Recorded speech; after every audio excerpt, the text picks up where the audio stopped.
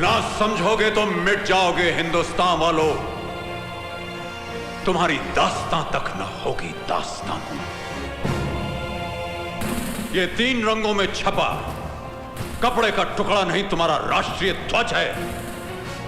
इसका मांग करोगे तो कभी सम्मान नहीं पाओगे। कौन हो तुम? कबीरा, जिसने इस परचम की आन के लिए अपना ये बाजू कुर्बान कर दिया। इस चवन्नी के तिरंगे के लिए? शाबाश।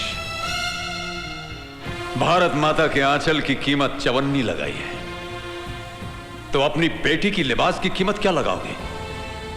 2 कौड़ी। दरअसल कसूर भी तुम्हारा नहीं है। आजादी तुम लोगों को विरासत में मिली है। अंग्रेजों के जुल्म और शहीदों के कुर्बानी के किस्से तारीख में पढ़े हैं तुमने, वो भी सिर्फ हिस्ट्री के पीरियड में। पीरियड खत्म तो किताब भी बंद। तो उन कहानियों को दोहरा कर क्या करें? 50 साल हो गए आजादी मिले। 50 सालों में क्या तुम अपनी मां को भूल जाओगे? 50 सालों के बाद अपनी औलाद, अपनी बीवी को भूल जाओगे तुम? इस धरती से भी तुम्हारा कोई रिश्ता है? सरहद पर खड़े सिपाही अगर तुम्हारी तरह खुदगर्ज हो जाए तो इस देश पर दूसरे मुल्क का झंडा फहराने में 24 घंटे भी न लगेंगे। तुम जैसे कमजोर तो सिर्फ मंदिर मस्जिद के लिए लड़ सकते हो, देश की आन और मर्यादा के लिए नहीं।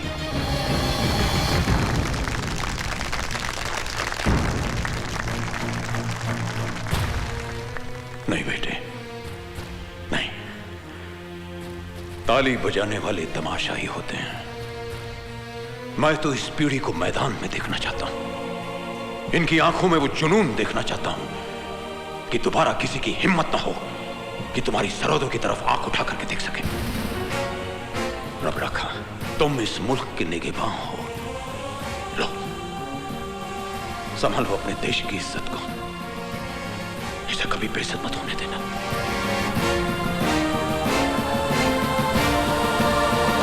जय हिंद!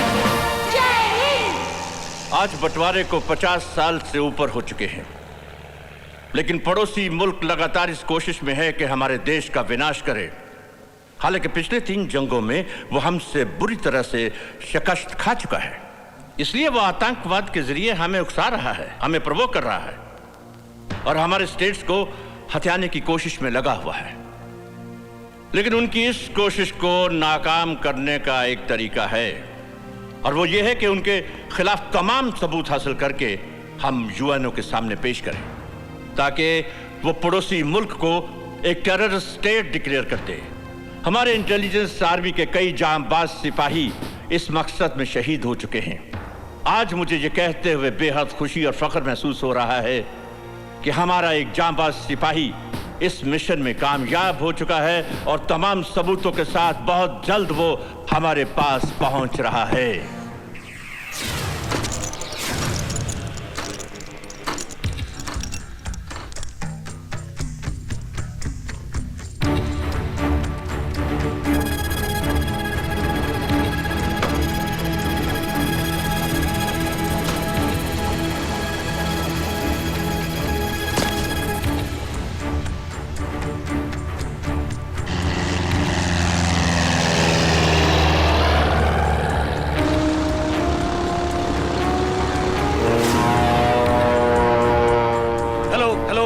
नंबर 738 जूलियट ज़ुलू, मैं टॉप सीक्रेट फ्लॉपी के साथ टेक ऑफ कर चुका हूँ। आपसे गुजारिश है एयरस्ट्रिप 42 लैंडिंग के लिए क्लियर करवा दें।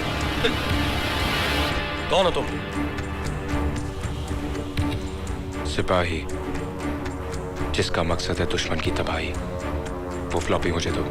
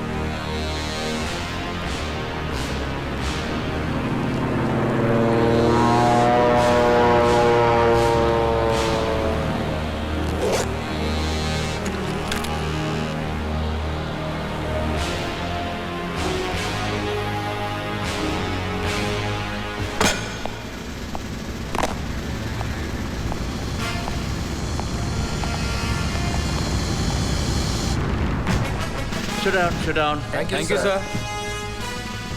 बैड न्यूज ऑफिसर्स, बड़े अफसोस की बात है कि हमारे इंटेलिजेंस ऑफिसर अजीज कश्मीरी का प्लेन क्रैश हो गया। ब्लैक बॉक्स एनालिसिस से पता चला है कि उस वक्त प्लेन में कोई और शख्स भी था जिसने अजीज कश्मीरी को खत्म करके तमाम डॉक्यूमेंट्स हासिल किए और वहां से गायब हो गया।